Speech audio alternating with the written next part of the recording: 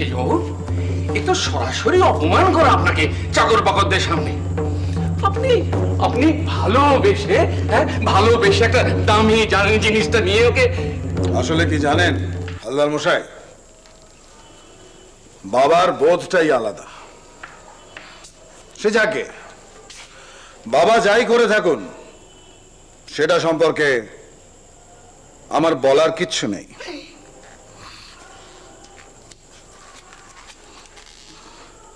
আপনি কিছুই বলবেন না? আপনি একান্তভাবে যদি কিছু বলতে বলেন আমাকে, তাহলে বলবো যে বাবা যেটা করেছেন সেটা বেশ করেছেন। আগে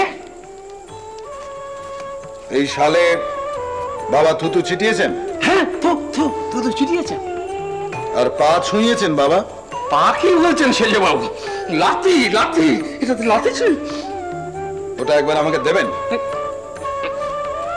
দিন ওটা।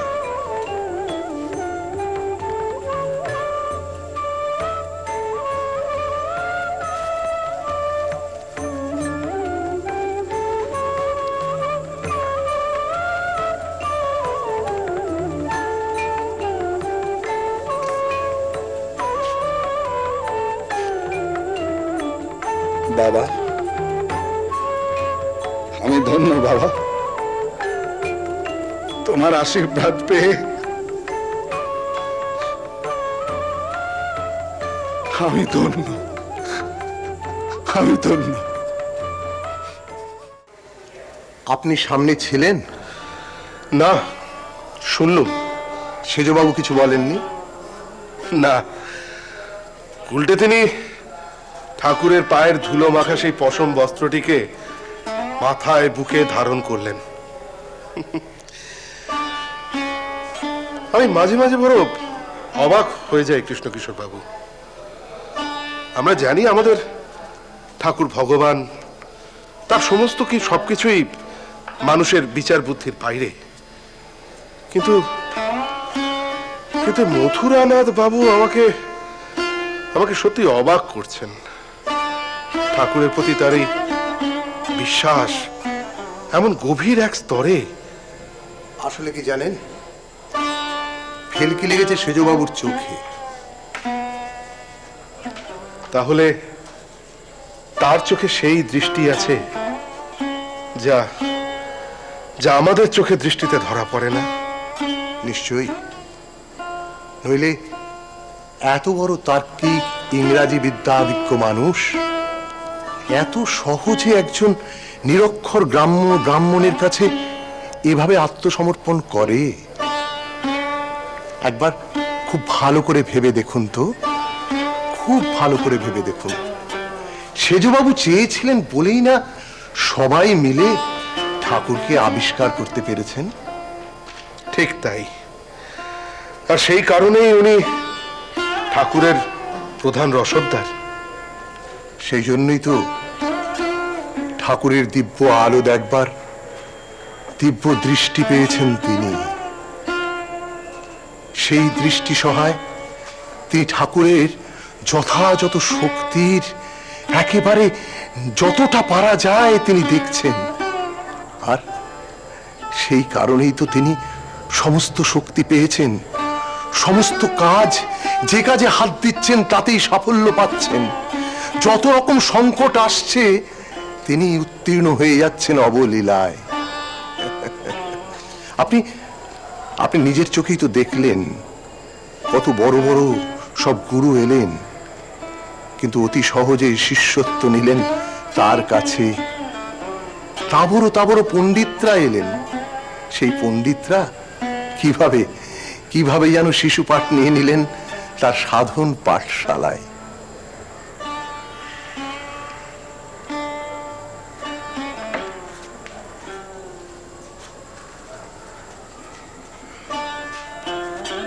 কি ভাবছেন পণ্ডিত?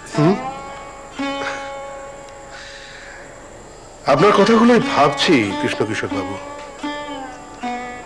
আমার চোখের সামনে এক এক করে জগতের সমস্ত খোলসগুলো খুলে যাচ্ছে।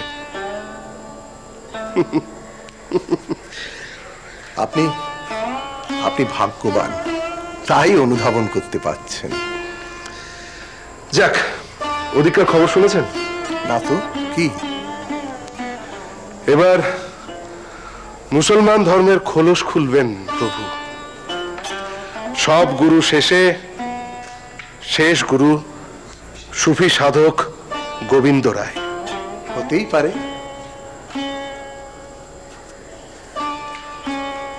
বুঝতে পারেন? বুঝতে পারি, ব্যাখ্যাও করতে পারি। সেই এক ব্যাখ্যা, এক ব্যাখ্যা। জগৎ সংসারে নাভিমণ্ডল থেকে উত্থিত জগৎ চেতনা। এই জগতে একজন ঈশ্বর, আসলে আসলে অধীশ্বর, নিরীশ্বর। ও ভারী প্রেমিক জন। কে? ওই যে দরবেশ পঞ্চবটিতে আসন বিছিয়েছেন, ইসলাম ধর্মের সুফি মতের সাধক। তুমি কি আবার ওসব নিয়েও নাড়াচাড়া শুরু করেছো নাকি? এটা বড্ড বেশি বাড়াবাড়ি হয়ে যাচ্ছে না ছোট মামা? তোমার কি এখানে হক লেখা আছে তুমি যেমন খুশি পথে চলবে? বলি তুমি এত সাহস পাও কোত্থেকে বলো তো? মাইরি আমার সব দেখে শুনে তো শরীর শীতিয়ে যাচ্ছে গো। একেবারে জাগ্রত দেবীর মন্দির, আবার যে সে দেবী নয়, সাক্ষাৎ মা কালিকা। হ্যাঁ, সেই মা কালিকার মন্দিরের সামনে বসে তুমি কিনা সুফি ইসলাম এসব কপচাচ্ছ? হ্যাঁ গো ছোট মামা, এই দেশগা হলে তোমার মুখে গোবর ঠেসে দিয়ে মুখ শুদ্ধি করতে হতো গো। আর যা সব চেলা চামুন্ডে জুটিয়েছ, তারা সবাই তোমার সাথে মিলে উদম হয়ে আক্রাই করছে। যার যেমন খুশি সে তেমন ও রামকৃষ্ণ ঠাকুর, রামকৃষ্ণ ঠাকুর, বলি আমার কথা কানে যাচ্ছে? ও যাবার নয় গো, ও যাবার নয়। ভাবের ঘরে রয়েছেন যে, পঞ্চ ইন্দ্রিয় এখন পঞ্চভূতে একাকার। তার মানে?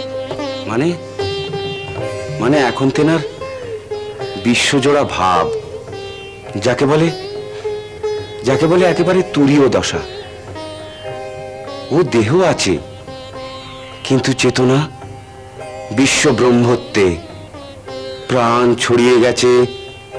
আকাশ বাতাস দিগন্ত রেখা অবধি ব্যাপ্ত হয়ে আছেন। এ হাঁকাহাঁকিতে টলবেন না বাবু। টলবেন না মানে? ছোট মামা, ও ছোট মামা, বলি এসব হচ্ছেটা কি শুনি? শ্রীরাম